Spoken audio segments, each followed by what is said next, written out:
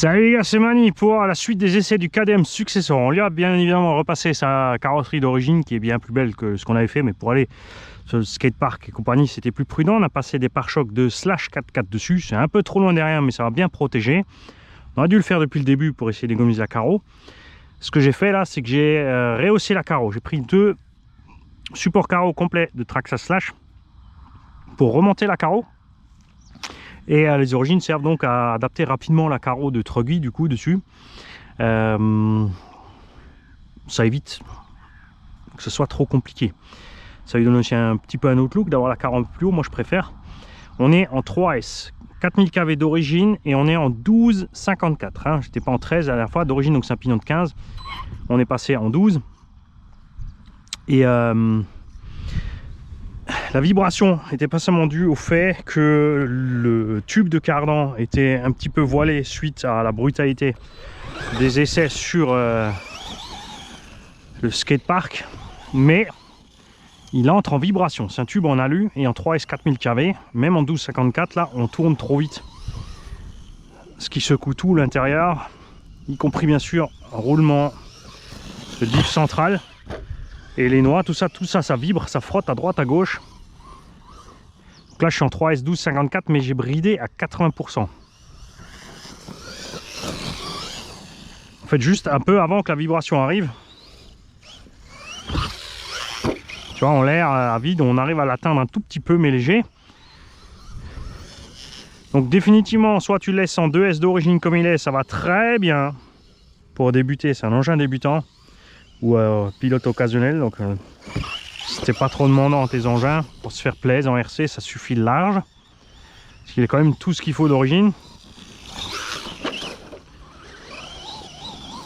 On a un bon cerveau, on a un bon combo, on a un bon setup en 2S.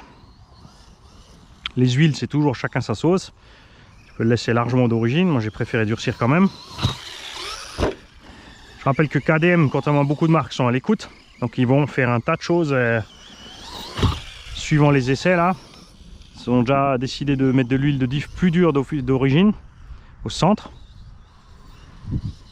Ceux qui vont rouler en 3S, alors soit tu brides, hein, et ce que je peux que préconiser, parce que pour l'instant c'était le plus confortable des tests, on va le refaire, c'est on a mis un moteur avec moins de kV, donc par exemple à 3660, 3100, 3300 kV par là, pour rouler en 3S. Moi j'avais un 2700, du coup c'était un peu limite, on a dû changer l'étagement, on était passé en 14,52 ou 50 pour compenser un peu la perte de vitesse. Du coup en 3S on allait un peu plus vite qu'en 2, par contre on a gagné en autonomie en chauffe, même si, vous avez vu en 2S il gère bien la chauffe, hein, le 4000 kV. Ça lui allait très bien.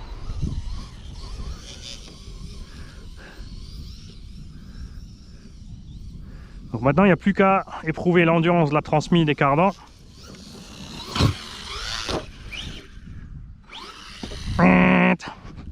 Alors pour l'instant, point de vue réparation, la casse 7 € pour le corps d'amorto. La tige n'est pas tordue. Je peux te dire que sur un Traxxas on aurait violemment tordu la tige, c'est clair, de l'amorto et arraché le capuchon. Sur un Arma on aurait tordu la tige aussi seulement, mais pas arraché le capuchon. Donc je pense que c'est celui qui s'en serait sorti le mieux, hein. Toujours on parle d'Arma, des engins de cette taille, donc on va comparer Rustler donc à 450-480 € comparé à ça à 350, comparé au Vortex. Non, le Vortex c'est le plus cher de la gamme aussi. Je sais pas pourquoi le Vortex est plus cher d'ailleurs. Il est toujours un peu plus cher que le Granit et le Nero. Beaucoup de promos chez beaucoup de constructeurs en ce moment. Arma sur Traxxas sur la gamme Indice a des grosses promos. Ça reste hein, tarif qui pique, mais toujours cet avantage pour les pièces moins chères et dispo facile des pièces. Ça c'est Arma. Là on n'est pas cher, les pièces sont pas chères et elles sont dispo. C'est quand même cool, hein.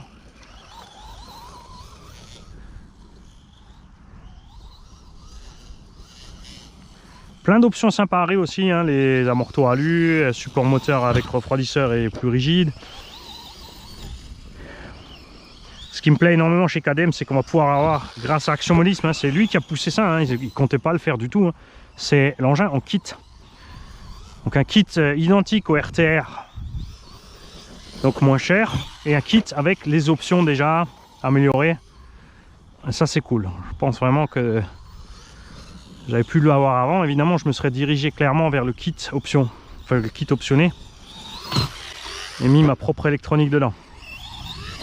Mais c'est pas plus mal, parce que plein de gens peuvent pas monter les kits, savent pas comment mettre comme électro. Donc c'est pas plus mal de tester leur RTR.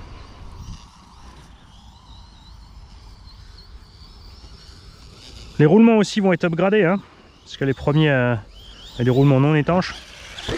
Donc Stéphane de Action Modiste m'a insisté là-dessus chez eux, et ils vont mettre les roulements étanches de série.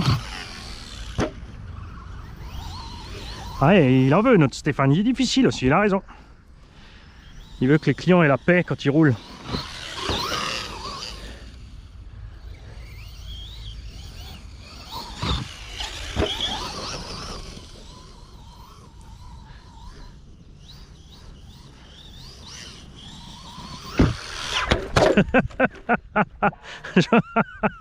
Je voulais passer devant. Je voulais vous faire de belles images.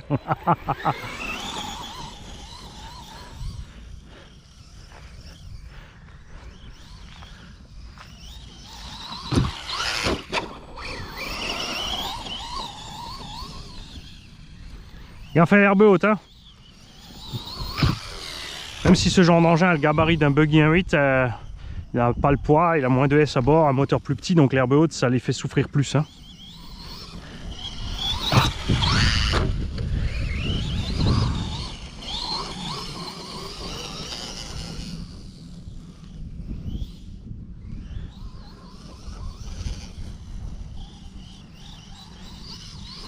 En parlant d'options, chez Team Asso, il faut savoir que pour le Rival aussi, Amorto option alu existe, hein.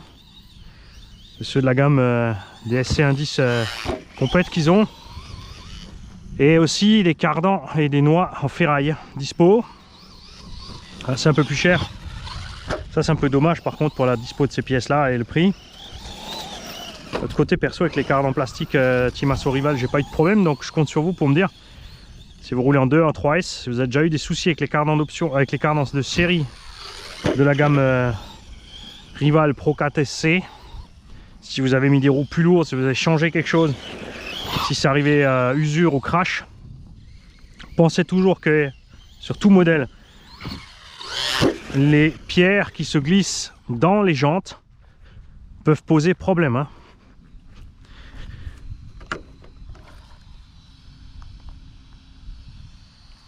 Ah, bravo Mani. Alors c'est pas une pièce, c'est pas un pare-choc de Slash, regarde.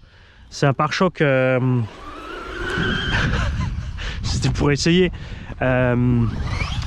Merde, comment il s'appelle? Il y a une marque qui refait les mêmes pièces que Traxxas, même l'engin entier, avec des plastiques plus souples. C'est pas Remobi. Si, je crois que c'est Remobi. Et regarde, le plastique est tellement souple qu'on a traversé. Donc on va aller le remettre.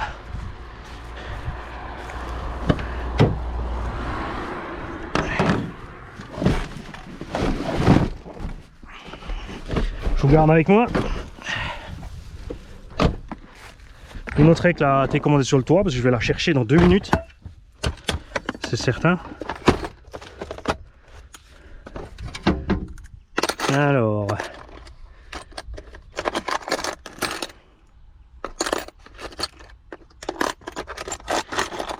Tu vas me dire que j'ai 2 fois le même embout et c'est pas le bon? Non, c'est bon.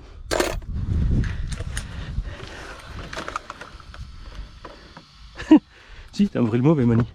Et les 3 sont sortis. Et Moby, c'est quoi cette histoire? Ah, Houston, nous avons un problème. On va devoir s'arrêter un moment, peut-être même définitivement. Du fait que le pare-choc est parti, on a perdu la cale avant. Donc je vais aller la chercher si je la trouve. Et au pire, on continuera les essais avec les autres engins. C'est dommage, hein, je vais te mettre des kilomètres, toi.